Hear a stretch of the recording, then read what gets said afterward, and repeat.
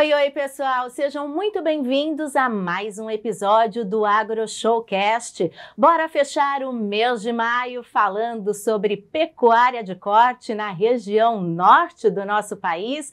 É isso mesmo, o nosso convidado, apesar de ser paulistano, ele cresceu no Acre e desde criança acompanha o dia a dia das fazendas de corte da família. O pai dele foi um dos desbravadores da pecuária acreana. Hoje, ele e o pai conduzem um trabalho em conjunto que envolve o ciclo completo de produção, a cria, a recria e a engorda. Ele é formado em administração pela Faculdade Mackenzie, aqui na capital paulista, mas o coração dele está mesmo lá, no estado do Acre. Então, nesse episódio, eu te convido a conhecer a trajetória do Grupo Zamora. Vamos falar sobre pecuária de corte, os desafios, as oportunidades, sustentabilidade, produtividade, bem-estar animal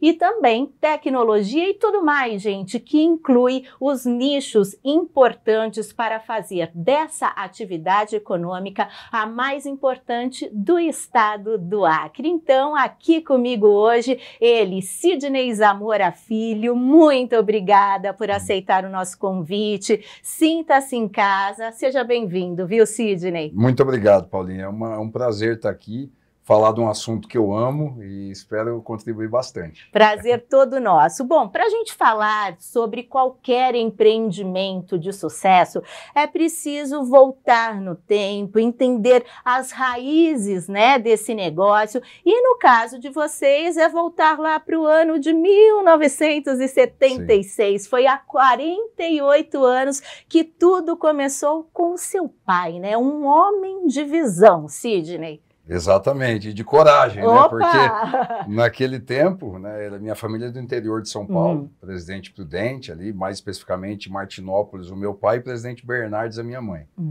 E foi na época que o governo brasileiro incentivava o pessoal do Sul a ir para o Acre, para a Amazônia de uma forma geral, para ocupar aquela região, para produzir, né? Não tinha praticamente nada. Existia até um lema da época, ocupar para não entregar, porque tinha sido da Bolívia.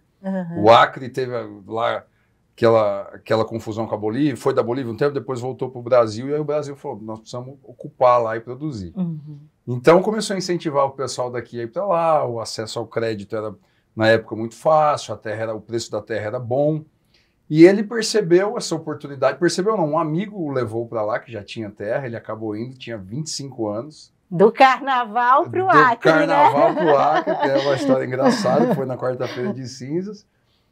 Mas não tinha nada, o Acre era muito precário, mas ele sempre muito visionário que é até hoje, ele viu aquele paraíso para a pecuária, né? Ele falou, isso aqui é o lugar da pecuária aqui. E então ele já voltou, conversou com a família dele, ele era o irmão caçula, ele mesmo não tinha praticamente nada de dinheiro, conversou com a família, convenceu a família que acreditou nele, e daí ele casou com a minha mãe, que já namoravam há 5 anos, minha mãe tinha 20 anos, ele 25, casaram e foram no dia seguinte do casamento, Acre, já embarcaram. Foram, a lua de mel já foi no Acre. E foram trabalhando muito, aí meu pai sempre foi muito trabalhador, demais da conta, e tinha alguns grupos do pessoal de São Paulo que tinha ido também, do interior, muitos prudentinos na época, e foi sempre trabalhando com muita honestidade, muita garra, e deu certo. Ele sempre teve esse lado também de negócios, de comerciante, né, Sidney? Sempre foi, sempre foi. Na época que ele foi, ele chegou a trabalhar de funcionário para um cara lá, administrando casa de carne, comprando, vendendo boi. Sempre teve esse tino comercial. O primeiro frigorífico que teve no estado do Acre, foi meu pai que fez, porque não tinha frigorífico lá, tinha que mandar de balsa para Manaus, para outro lugar, não tinha. Então ele juntou com um amigo lá, fizeram uma sociedade, montaram um frigorífico, o primeiro do Acre. Para a gente ter uma ideia, não tinha nem naquela época luz, né? Eletricidade, era uma dificuldade mesmo, né, Sidney? Faltava de tudo. Minha mãe conta que televisão, jornal, novela, chegava com 2, 3 meses de atraso lá, para falar no telefone, para minha mãe ligar para a família, tinha que marcar a hora, uma vez por mês, faltava de tudo.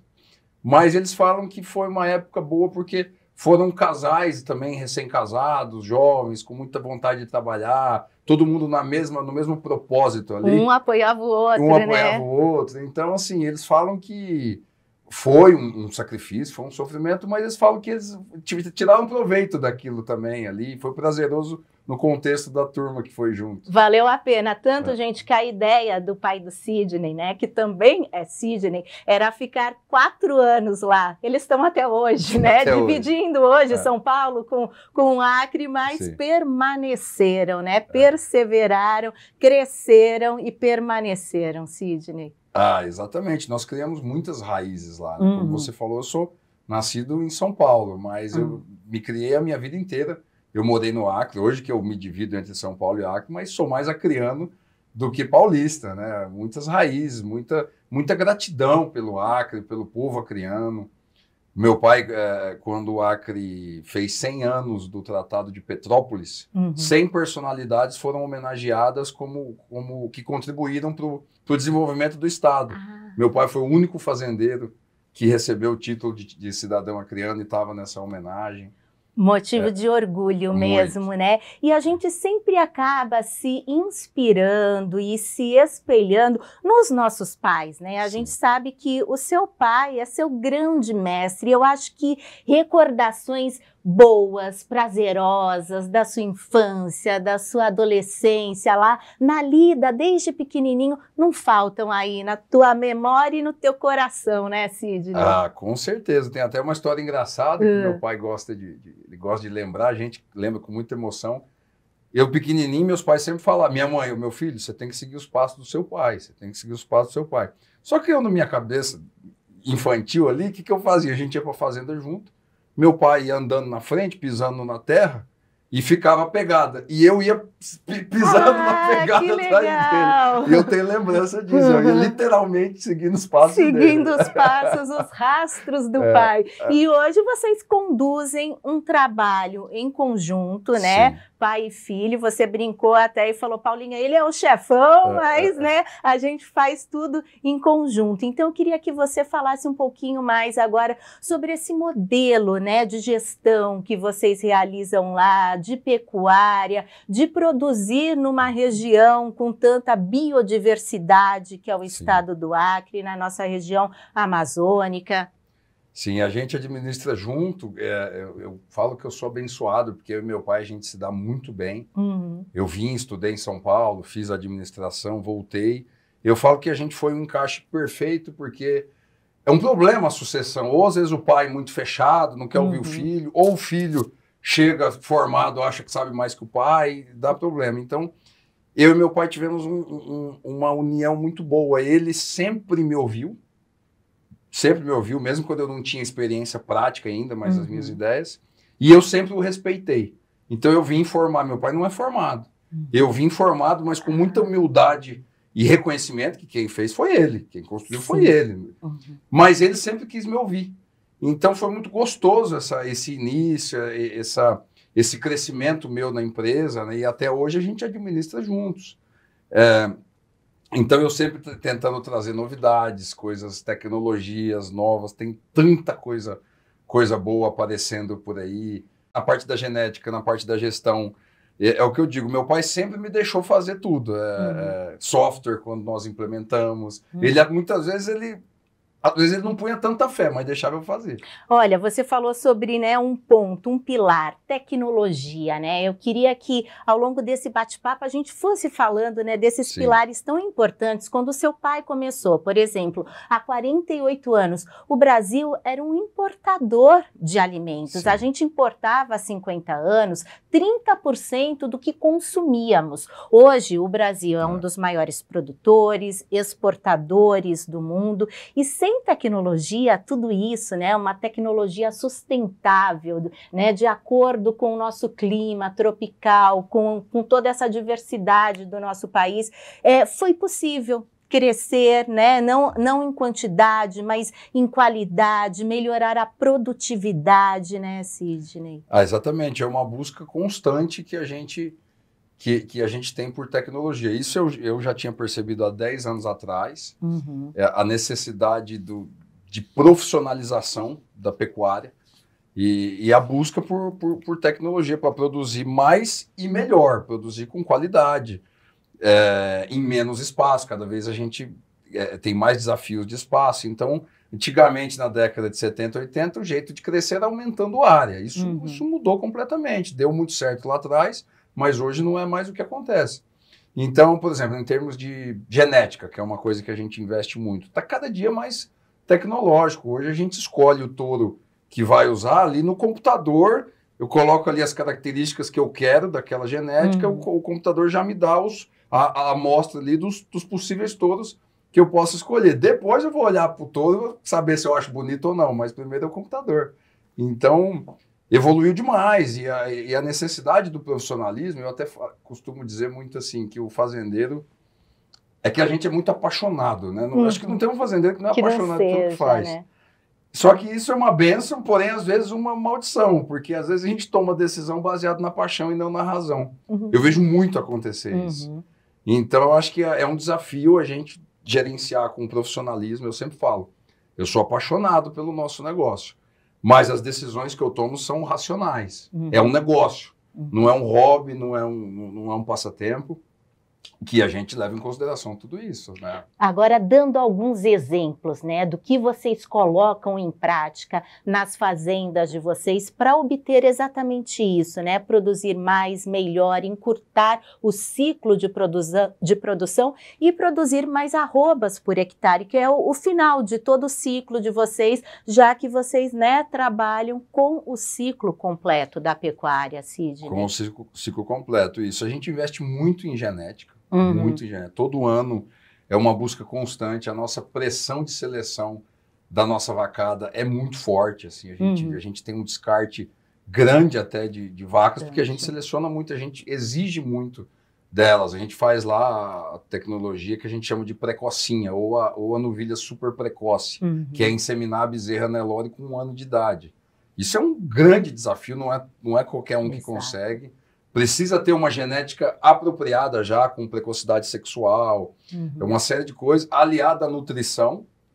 E a gente investe muito em nutrição também. Fazendeiro geralmente é assim, né? Não quer gastar. Mas isso mudou completamente. A gente tem que gastar com nutrição hoje, senão não consegue atingir os resultados que a gente almeja.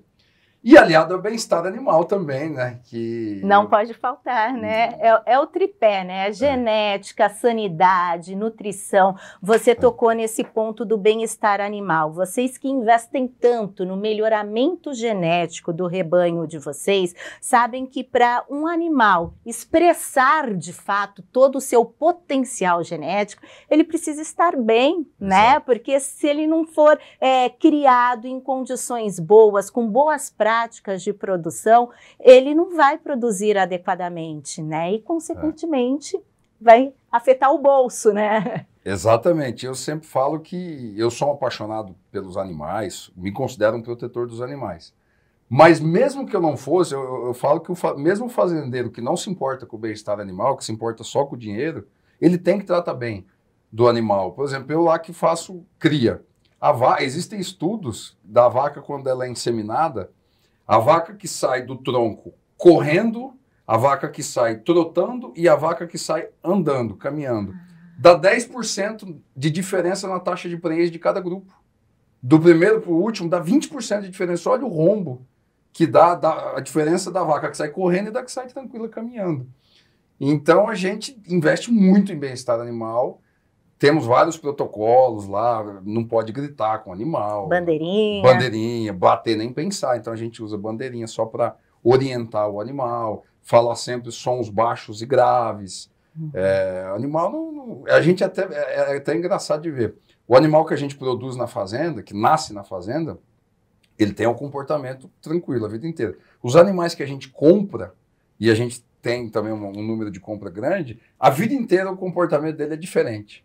É mesmo? Ele fica mais reativo. Alguns acostumam, mas tem outros que a vida inteira ele fica mais reativo. O gado compra do que o gado produzido, porque sofreu em algum lugar, teve outro tipo de manejo.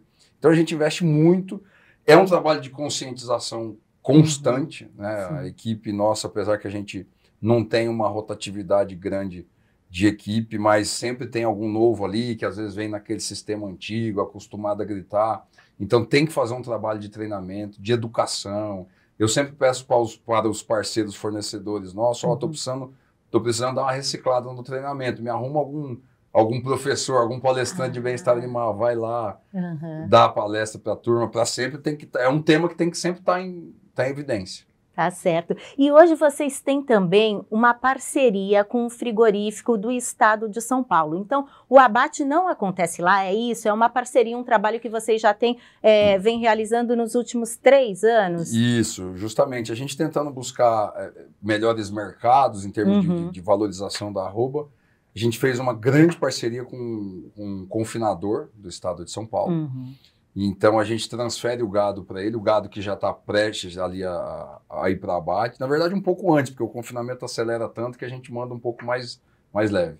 Mas a gente termina hoje nesse confinamento em São Paulo, fica em torno de 120 dias, e abate num frigorífico aqui em São Paulo, que é habilitado para a China. Então, quase 100% do nosso gado, ele dá classificação China. Então, hoje o nosso gado produzido lá no Acre, eu falo para os meus funcionários, eu falo, vocês sabem a importância do que a gente faz aqui, que esse bezerrinho que nasceu agora, ele vai ser abatido lá em São Paulo e vai alimentar algum chinês com fome. Então, assim, o gado que a gente produz lá hoje vai para a China através dessas parcerias que a gente tem. Importante mercado, né, para a gente. A China é responsável hoje por mais da metade das exportações de carne bovina brasileira, que o ano passado rompeu aí a casa de 2 milhões de toneladas, e existe, né, uma série de critérios, de exigências para exportar proteína vermelha para o mercado chinês, né? Por isso que é importante o que a gente sempre disse, Sidney, do trabalho que começa no campo e que vai terminar lá, na mesa do consumidor. No caso da carne bovina, hoje a gente já exporta para mais de 160 países, né? Exatamente. Tem que ser um trabalho muito sério, né? A China, por exemplo, quer animais de até 30 meses. Mas como que a gente produz um animal com até 30 meses de idade ao peso já pronto de abate? Genética, tudo isso que eu falei, genética, a qualidade do gado, o tratamento dele, a nutrição que a gente dá para ele, que eu entrego ele pronto até 30 meses. Outra coisa, as adequações ambientais e sociais. Hoje o mundo mudou, o mundo quer saber de onde vem aquela carne. Então, e o fazendeiro acompanhou isso. Os pecuaristas profissionais, que eu digo, eles têm totalmente isso claro na cabeça deles, de que a gente tem que produzir de uma forma correta, respeitar o meio ambiente, respeitar os empregados, ter um trabalho social legal e ter lucro. Isso que é a sustentabilidade, é o tripé. O famoso conceito ESG, né, que é o ambiental, o social, o lado da governança, né? E falando um pouquinho mais dessa parte ambiental, daqui a pouco eu quero entrar na social. Muita gente não sabe, né, a importância da nossa pecuária extensiva. O Brasil é criticado, né, muito em relação ao meio ambiente, é o grande vilão, não é o setor que mais gera, né, gases causadores do efeito estufa, para quem não sabe, e no nosso país mais de 90% do rebanho está criado a pasto. E as pastagens, nesse sentido, quando bem manejadas, coisa e tal, tem um papel muito importante, né, Sidney? Então, essa é a diferença também. Exatamente. Tem estudos da Embrapa, inclusive, que provam que a gente, na verdade, presta um serviço ambiental. Exatamente. O animal, sim, emite metano, mas ele não está sozinho no ambiente, ele está num ecossistema, e naquele ecossistema onde ele come o pasto cresce de novo, sequestra gás carbônico, que é metano equivalente, e então essa conta, esse saldo fica positivo. No final a gente sequestrou mais gases de efeito estufa do que a gente colocou na atmosfera. Então, assim, eu sou um grande defensor da pecuária, não só por paixão, por dados, por ciência. A gente realmente presta um serviço. Comprovadamente. Né? Nós somos os maiores defensores do meio ambiente. Eu preciso que a minha água nunca seque, porque precisa dar de beber para o gado, eu preciso da minha água limpa, com qualidade. Eu preciso combater erosão, eu preciso combater tanta coisa, eu preciso de um ecossistema funcionando saudável, para o animal estar tá feliz, a gente costuma dizer que a gente gosta do animal feliz. Então, assim, a gente toma uma série de cuidados, cercar as APPs, né, a área de preservação permanente, não precisa alguém ir lá exigir da gente, a gente já sabe o que a gente a precisa lição de fazer. casa, né? Justamente, às vezes passa-se uma imagem distorcida da gente, mas realmente eu acho que assim, os profissionais, é claro que em todo lugar tem gente boa e gente ruim, Sim. em todo lugar.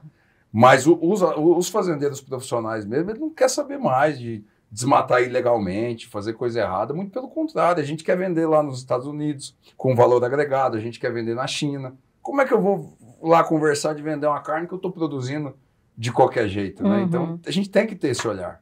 E esse olhar a gente passa ao mundo através da comunicação, né? A gente sempre diz como é importante aproximar a cidade do campo. Você, por exemplo, hoje mora em São Paulo, né? E vai sempre também para as fazendas, acompanha todo o trabalho lá no estado do Acre. E tem muitos amigos que são aqui, né? Que moram na cidade e que desconhecem. Então, é importante, né? A gente comunicar, convidar para irem ver de fato como é conduzido todo esse trabalho de vocês, pecuaristas e produtores rurais. Justamente, você falou uma coisa que eu costumo até... Já encontrei aqui em São Paulo, às vezes pessoas vegetarianas que não comem carne porque acham que tem maus tratos. Eu já convidei, às vezes eu falo, eu gostaria de te receber lá na fazenda para você ver como é que eu trato o animal lá, porque tem muita gente que às vezes aqui trata o cachorro do apartamento pior do que eu trato a minha vaca lá. Né? Então é legal, tenho muitos amigos aqui, a minha vida é meio em São Paulo e meio no Acre. E eu sempre faço questão de contar como é que é a realidade, as pessoas...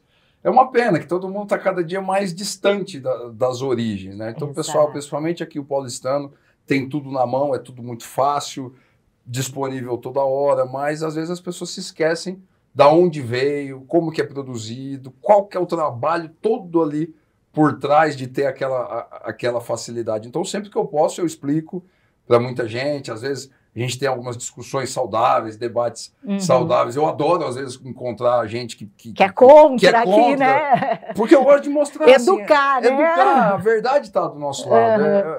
É muito fácil falar quando a gente está do lado da razão, está do lado da verdade. Eu já levei tanta gente lá que chega e fala, nossa, eu não imaginava que era assim. Você chega no animal, passa a mão, mansinho. Então é legal ter esse antagonismo da minha vida lá e a minha vida aqui, tentando sempre aproximar um pouquinho do pessoal aqui. Esses dois mundos te fazem uma pessoa mais completa, mais feliz, Sidney? Exatamente. Eu sempre falo que eu amo os dois mundos, né? Mas também não gosto de ficar 100% em um. Então, assim, eu digo que eu tenho a vida perfeita.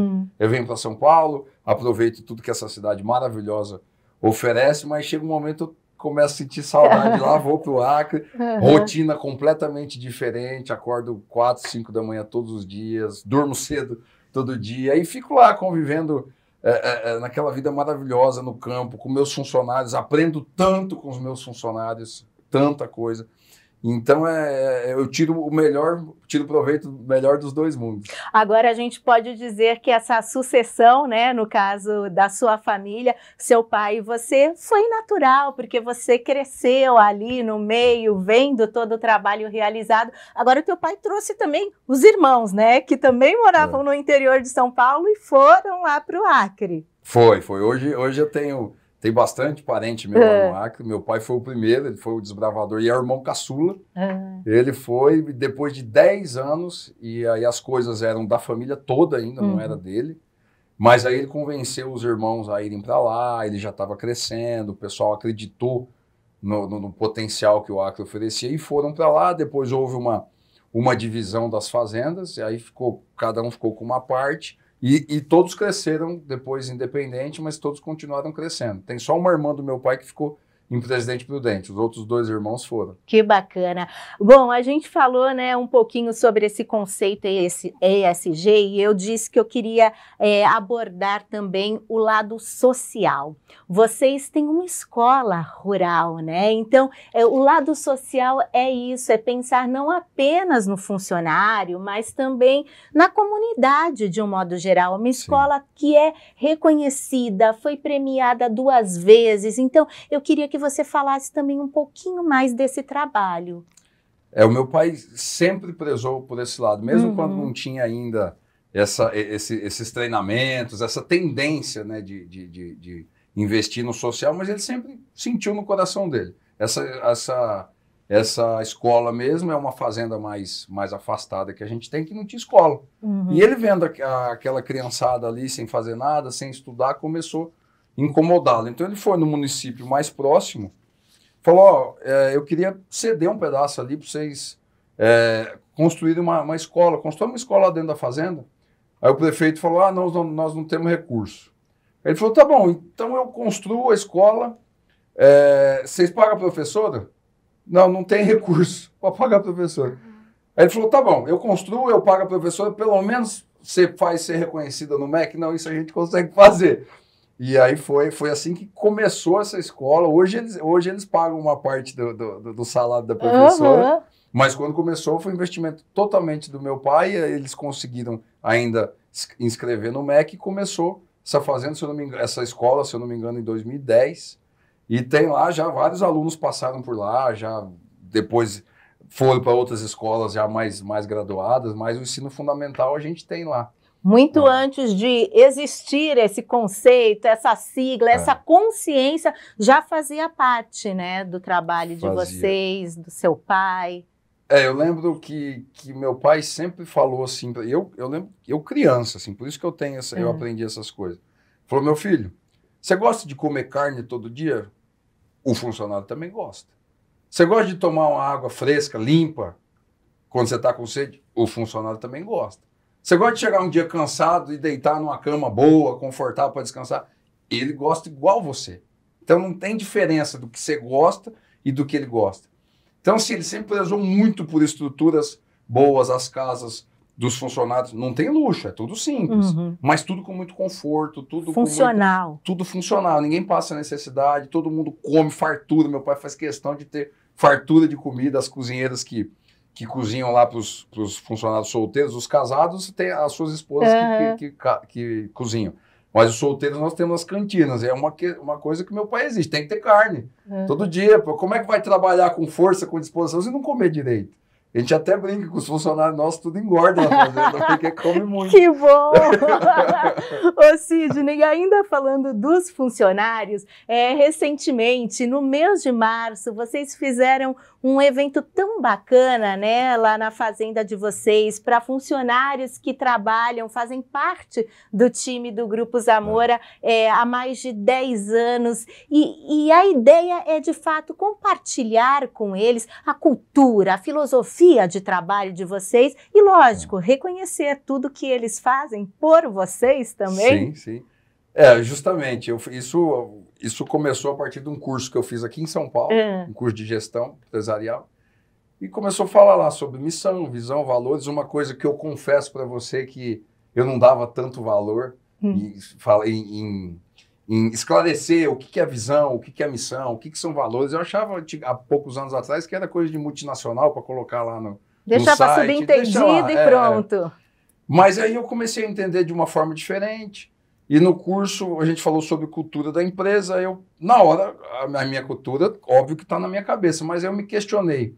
Será que os meus funcionários sabem qual é a cultura da empresa que eles trabalham? E eu mesmo já respondi não. A meia dúzia ali mais próximo de mim, os meus líderes, sabem de uma forma informal, da gente já ter conversado, trocado ideia. Mas os outros, nós temos 130 funcionários. Entre tudo, entre vaqueiro, entre tratoristas, serviços gerais. E aí eu falei, eu quero contar para eles isso. Eu quero mostrar. E aí eu tive apoio de um mentor, de um consultor que me orientou nisso. Eu não sabia nem como fazer, eu tinha até cisma. Eu falei, meu Deus, o que eu vou falar? Esse povo bruto, nunca eu vou falar evento de cultura. Como é que vai ser isso? Mas a gente se preparou, criamos um manual da cultura. Olha, a gente fez um manual da cultura da nossa empresa, começando com o histórico, essa história que eu te contei. Começou a história lá, e colocamos missão, visão, valores. E a gente foi apresentar isso para os funcionários. São 3 núcleos lá de fazenda que a gente tem. Eu fiz 3 eventos diferentes para não ter que concentrar todo mundo no lugar. Fizemos um café da manhã, um banquete maravilhoso. Que delícia! E fizemos o evento. E foi maravilhoso, assim. A gente contou a história, como tudo começou. Aí eu contei a história de cada fazenda, específico na fazenda que a gente estava. Falei, essa fazenda aqui que vocês estão agora foi desse jeito, que foi conquistada, que foi comprada, foi adquirido, foi tudo esse espaço que vocês estão vendo, a estrutura. Então, contei, era legal que eles ficavam, assim, interessados, né? Falaram, pô, não sabia disso. E aí falamos da visão, da missão, dos valores, fizemos brincadeiras. Quem decorou os valores, vem aqui. E aí tinha que, sem olhar para o painel. Quem decorou, aí ia lá, quem acertava ganhava um prêmio. E fizemos essas gincanas, aí premiamos ali, reconhecemos ali, fizemos uma homenagem aos funcionários com mais de 10 anos de empresa. Tinha gente ali com 26 anos. Nossa. Fizemos uma plaquinha com um textinho muito legal, que eles ficaram assim fascinados. E foi muito bacana. Assim, teve um evento, num momento lá, o meu consultor que estava me ajudando a apresentar, a gente estava premiando lá o pessoal com 20 e tantos anos. Aí ele falou, quem está aqui? Quem é o mais novo que está aqui? Aí levantou um lá. Quanto tempo você está aqui? 1 mês e meio. Aí ele falou, pois é, você daqui um tempo você vai estar aqui. Aí ele falou, e eu vou estar aí, eu quero estar aí. Ai, que legal. Então, assim, aquilo representou bastante para mim, porque eu falei, pô, esse cara com 1 mês e meio, ele já... Acho que ele falou com gosto, assim, eu vou estar aí sim. Eu falei, pô, esse cara já incorporou o que vestiu a camisa, né? Dessa empresa. Então eu fiquei muito feliz, né? Colocar todo mundo alinhado dessa cultura, qual que é o nosso propósito, contei para onde vai a nossa carne. Falou das exportações da China. Para eles todos. E hoje, se tivesse assim que resumir agora aqui para a gente, quais são esses principais valores? Os nossos valores são melhoria contínua, né? Eu costumo dizer que eu não acredito em perfeição. Para mim, perfeito é Deus só. Mas eu acredito que a gente pode e deve melhorar todos os dias. O céu é o limite ainda mais para o nosso agro, né? Justamente. Todo dia a gente está aprendendo alguma coisa. Então eu acredito muito nisso, na melhoria contínua, na troca de ideias. É uma coisa que a gente sempre... Não é porque eu sou o patrão ou meu pai que a gente chega lá e manda fazer alguma coisa sem trocar ideia com o funcionário. Isso não existe. Assim, eu tenho uma ideia, tudo bem, mas eu chamo a equipe. Tô querendo fazer tal coisa. Eu ando o mundo inteiro em palestras, congressos. Às vezes o que eu aprendo, eu chego, já acreditei naquela ideia, mas eu troco ideia com a minha equipe. Eu fui lá nos Estados Unidos e aprendi tal coisa ali, eu queria implementar aqui, o benefício disso é assim, assim, assim. O que vocês acham? Sempre eles dão uma outra ideia que melhora a ideia original. Então, assim, a troca de ideias é um dos nossos valores, o respeito entre os funcionários, entre todos nós, né? Nunca vi meu pai gritar com um funcionário, eu também nunca gritei na minha vida. Então, a gente se respeita. O bem-estar animal é um dos valores, assim, a gente... É inaceitável. Se tem funcionário ali que não entende que ele tem que tratar bem do animal, a gente tenta ensinar, a gente treina, mas se ele não enquadrou na equipe, ele vai sair. É uma exigência nossa, a gente não permite que trate mal dos animais.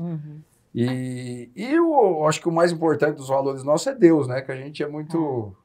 A gente tem muita fé e atribui a tudo que a gente construiu e continua construindo a Deus, né?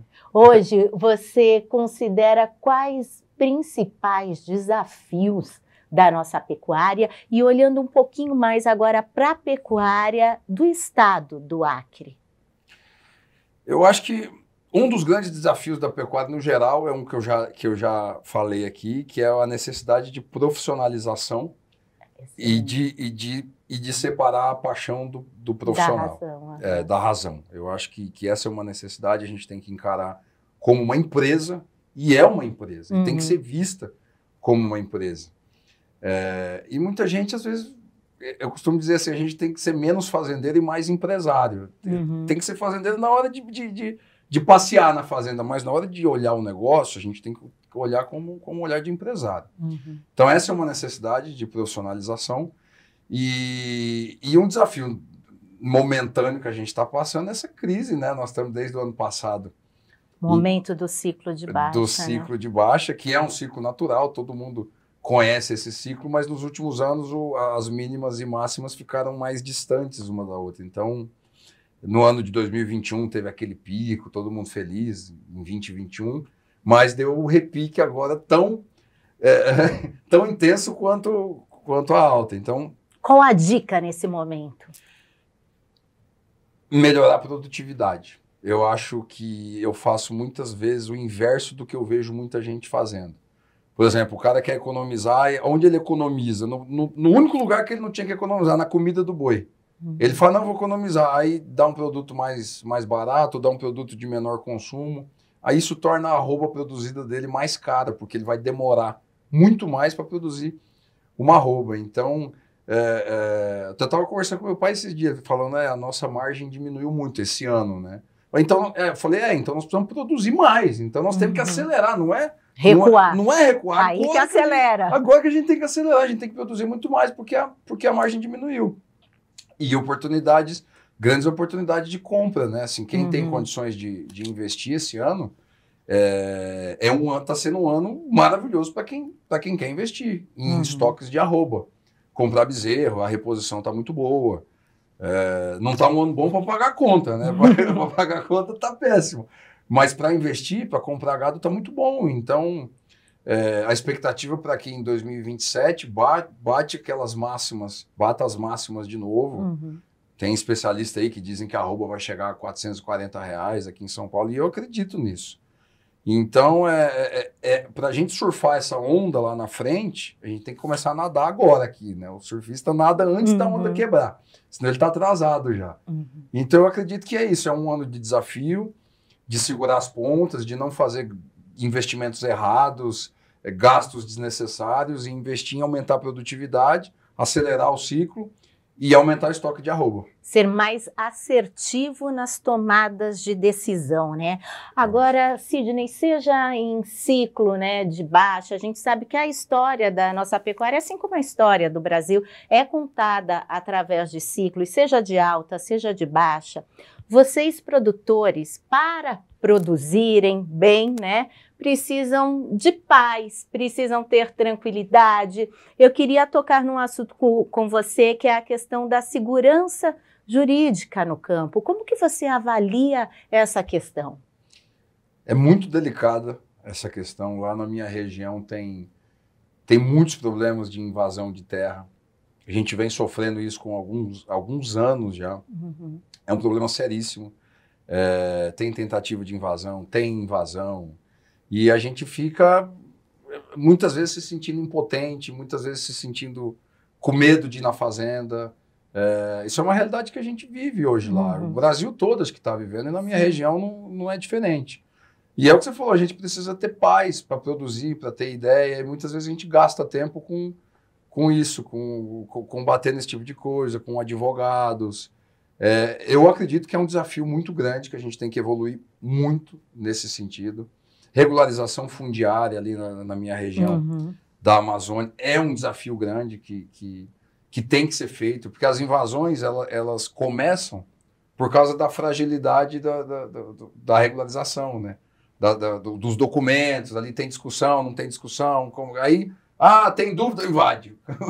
Então começa por aí. Então eu acho que a regularização fundiária é uma coisa que deveria ser prioridade para titular quem tem que titular, resolver esse problema. Reforma agrária é importante também, mas não desse jeito, invadindo terra produtiva, invadindo terra que é profissional. Então, acho que é um desafio importante organizar essas coisas. A gente falou sobre os desafios, sabemos que são muitos, né? Mas eu acho que as oportunidades são infinitamente maiores, né? A gente fala que o agronegócio, inclusive, é um setor que promove a paz no mundo, porque onde há fome, não tem paz. a guerra. Então, vocês produzem, dentre tantas outras coisas, né, matérias-primas para tantos outros setores, vocês produzem alimento, né? Então, a gente tem essa crescente população mundial. Em 2050, seremos 10 bilhões de habitantes no mundo. Sim. E o Brasil é o país com mais potencial de abastecer essa população crescente com produtos de qualidade, com segurança alimentar, Sidney. Exatamente. Eu estava numa palestra uma vez e o palestrante falou o seguinte, que se houver uma próxima guerra mundial, vai ser por alimento. E eu acredito totalmente nisso, né? A população, como você falou, crescendo, vai crescer aí muito nos próximos anos. A renda da população no mundo vem aumentando. Sim. Né? O chinês, ele tem essa fome toda, mas ele consome 5 quilos per capita ainda, por ano. 5 quilos. Se ele consumir 1 quilo a mais, mudar para 6, já não tem carne. Então, assim, a África vem aumentando a renda, a Índia vem aumentando a renda. Muita gente acha que o indiano não come carne, ele não come carne de vaca, de bovino, mas come de búfalo. E 20% da Índia não é hindu, é muçulmano, eles comem carne bovina também. Então o consumo de carne lá é grande. E todo esse pessoal vem aumentando renda. Então o consumo nos próximos anos vai aumentar demais. E é o que você falou, eu acho que agro é paz. Agro, a gente garantir a segurança alimentar. A nossa causa é muito nobre, a nossa atividade é muito nobre, é alimentar o ser humano. Então o propósito é muito bom, eu acho que é isso mesmo. E além disso, né, do alimento, a gente falou no decorrer também do programa de outros produtos que vêm do agronegócio. A nossa camisa, o algodão vem do agro, o couro vem do agro, né? É uma série de infinidades de matérias-primas. Hoje tem pneu de carro que é feito com produtos do agronegócio. Então, que as pessoas às vezes nem imaginam, né? Cosméticos que a gente usa e por aí vai. Sidney. Exatamente. O agro, a pecuária principalmente, alimenta o mundo todo. Tem muitos fio dental. O fio dental que é feito da tripa do boi. As tintas, a parede é pintada com tinta que tem componente animal. Por isso que eu costumo dizer, o vegano ele não existe, na verdade. Né? Aquele que não usufrui de nada de origem animal. É impossível. É impossível. Ele está usufruindo sem saber. Ou sem reconhecer, mas ele está usufruindo. Então, e é isso, o algodão, o couro, nossa, tanta coisa, cosmético, remédio. Remédios. Quanto remédio, a cápsula ali dos remédios tem origem animal. Eu já ouvi falar que tem componentes até em telefone nosso, no iPhone, uma cola que eles colocam no chip lá, não sei o que é de origem animal. Também, olha só.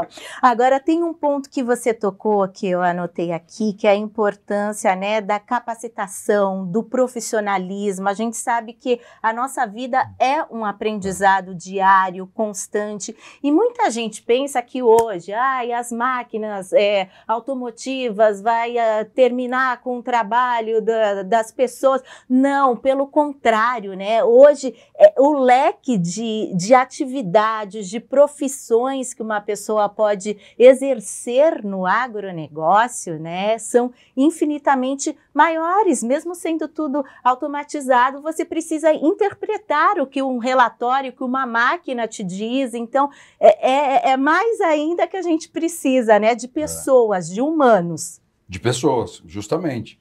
Eu costumo dizer, muita gente... Acho que todo mundo reclama de mão de obra, né?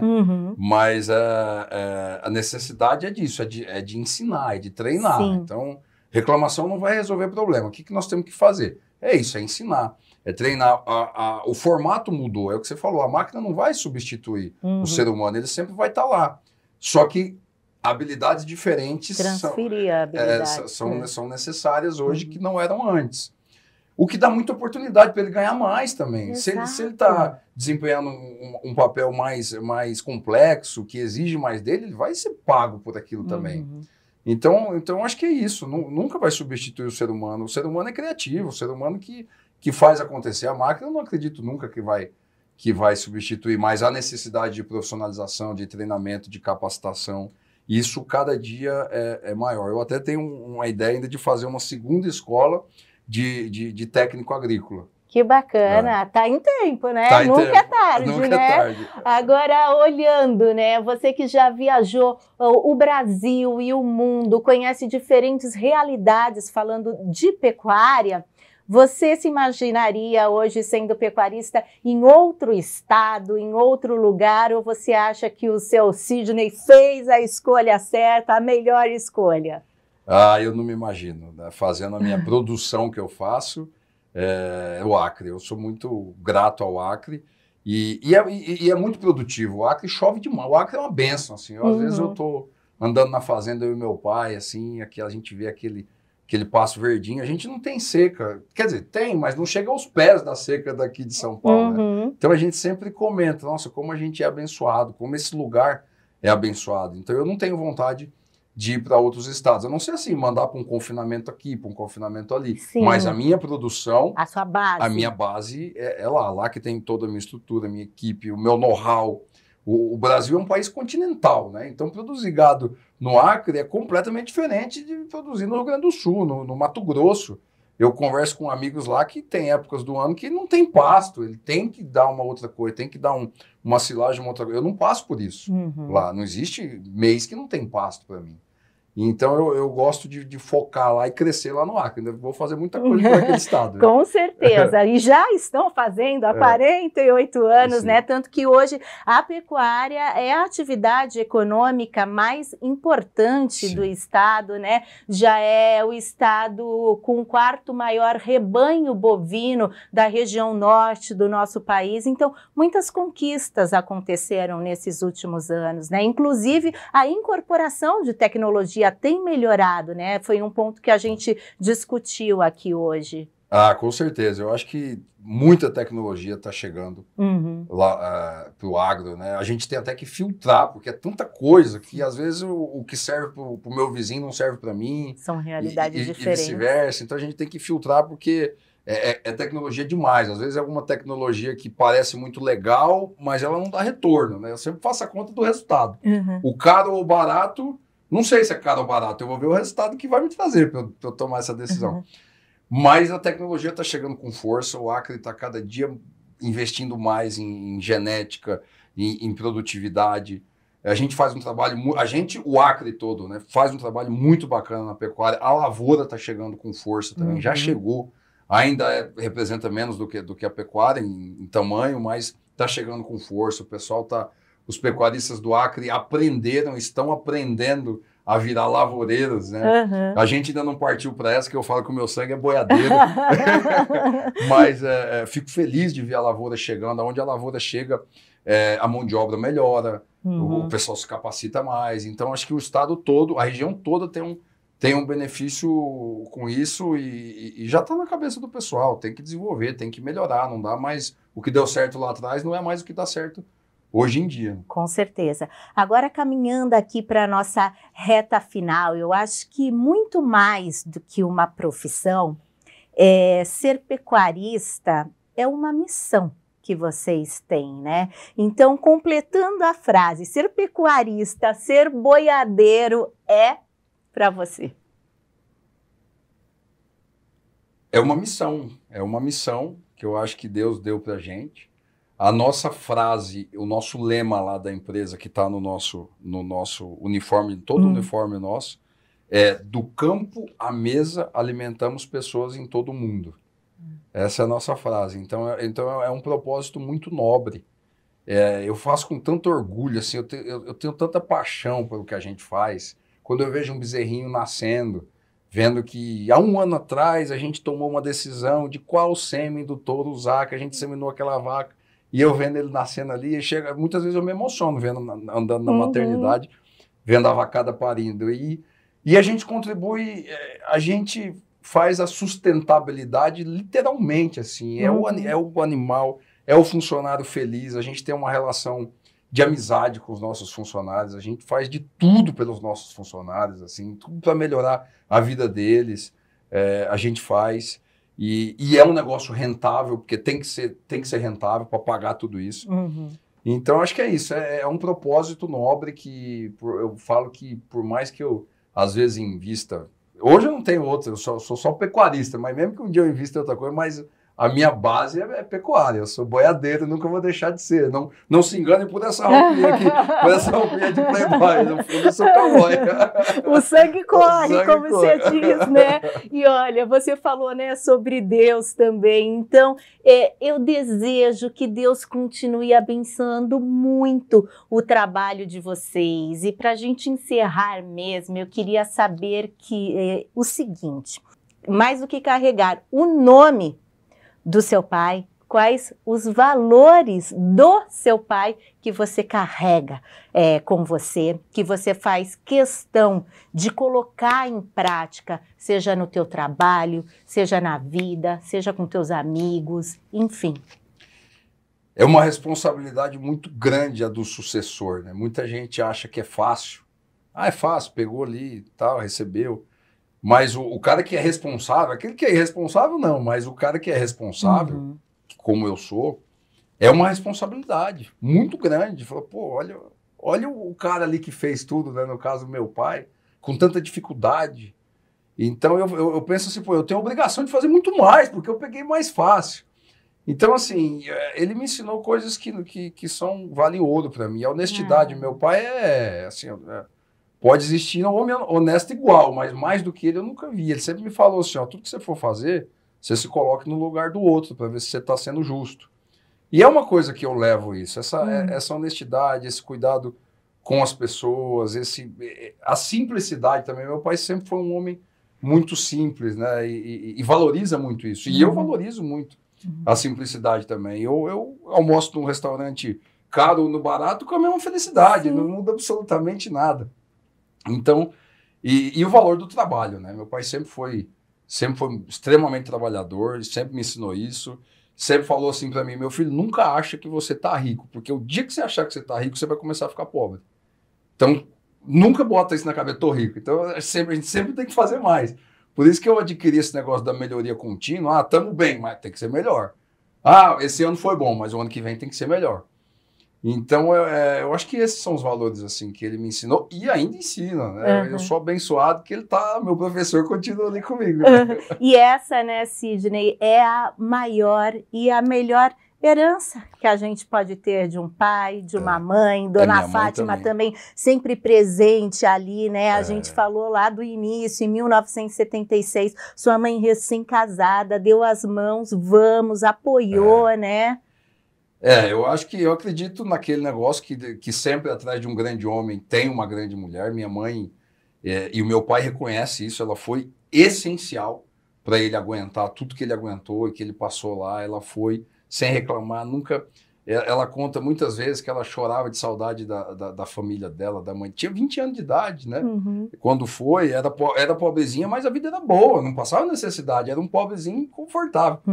Mas ela pensava assim, eu não posso mostrar para ele que eu estou chorando, que eu estou sofrendo, porque senão vai atrapalhar ele, vai desmotivar ele. Então ela sofria sozinha, porque ele, na cabeça dela, ela tinha que ser o apoio, e ela foi. Então, assim, e sempre foi uma mulher de garra, fantástica, com muita força. Eu atribuo até esse meu lado que partiu para o lado profissional da coisa muito a ela. Ela sempre falou para mim assim... meu filho, você tem que ser um empresário de fazendas, não é? Porque às vezes filho de fazendeiro tende a virar peão, né? Assim, o cara vai brincar só com laço, vai fazer esporte ali e fica só naquela vida ali que nunca vai agregar nada mais. Então minha mãe sempre falou, meu filho, você tem que estudar, você tem que virar um empresário do agro. E o meu pai também sempre falou a mesma coisa, falou para mim, meu filho, um bom veterinário a gente encontra com mais facilidade. Um bom zootecnista, a gente encontra com mais facilidade. Agora, um bom gestor, se achar, é muito caro. Então, torne-se um bom gestor. Mas isso tudo foi minha mãe no ouvido, falando que eu tinha que me profissionalizar. E essa base que eu recebi foi fantástica. Eu vim para São Paulo, eu fiz a faculdade de administração, depois eu fiz uma pós em meio ambiente, desenvolvimento sustentável e questões globais. Quando começou aquele negócio ambiental, enquanto todo mundo estava brigando com essa onda, eu falei, eu vou estudar essa onda, eu vou aprender, eu vou aprender disso. Então, fiz essa pós. Eu tive um professor que que falou uma vez, um professor de meio ambiente que falou para mim, falou, ó, se vocês acreditam no aquecimento global ou não acreditam, não interessa o que vocês pensam, o que interessa é uma onda que chegou, é uma tendência mundial que chegou para ficar. Então quem ficar brigando contra ela vai ficar para trás. Quem visualizar as oportunidades que vão surgir, vai estar lá na frente. Então eu sempre pensei nesse rumo, assim, sabe? Não ficar brigando e aprender. Então, sempre foram meus pais que me motivaram a isso. Tanto é que eu nunca parei de estudar. Eu estou fazendo agora um outro curso de certificação executiva do agro. Eu não paro. Porque eu acho que eu tenho obrigação, até ontem eu estava falando com um funcionário meu sobre isso. Eu, como gestor, eu me sinto na obrigação de toda hora trazer uma coisa nova para a empresa. Que bacana. Olha, eu falei que ia ser a última pergunta, não foi, mas agora é mesmo, porque você falou, né, das mulheres, deu o exemplo da tua mãe, a sua noiva, inclusive, eu vejo que está sempre presente contigo, te acompanhando nos eventos, no campo, né? E eu queria uma opinião sua sobre esse crescente protagonismo feminino no agronegócio. Sidney, você inclusive tem também várias amigas pecuaristas, produtoras. Eu acho importantíssimo, eu adoro ver esse movimento, as mulheres gostando, se interessando e se dedicando e produzindo muitas vezes mais do que homens. A consultoria que presta serviço para nós, eles fizeram um estudo nas fazendas que eles atendem, e chegaram à conclusão que as fazendas administradas por mulheres são mais rentáveis. Produtivas e rentáveis. Mais produtivas e rentáveis do que por homem. Então, assim, as mulheres estão fazendo um trabalho incrível, maravilhoso. Eu fico muito feliz, muito orgulhoso disso. A minha noiva que me acompanha, e eu falo que eu sou abençoado por isso também, porque eu moro em São Paulo, mas eu vou para o Acre. Que doer, eu vou todo mês para o Acre. Então, se ela não quisesse ir comigo, ela vai, me dá paz, me acompanha. E muitas vezes ela não tinha experiência. Hoje, às vezes, ela me dá algum palpite assim. Eu falo, mas como é que você sabe disso? Não, porque eu prestei atenção naquela vez que eu vi você conversando com aquele consultor. E às vezes, muitas vezes, é um palpite certo. Assim, eu falo, pô, é mesmo, por que eu não pensei nisso? Então, assim, as mulheres são mais atenciosas, são mais detalhistas, mais organizadas. Então, e eu acho legal, assim, é um grande respeito pelas mulheres que eu tenho. Tenho muitas amigas que eu conheço com resultados maravilhosos, muito mais, que tem muito homem aí que tem que aprender com a mulherada.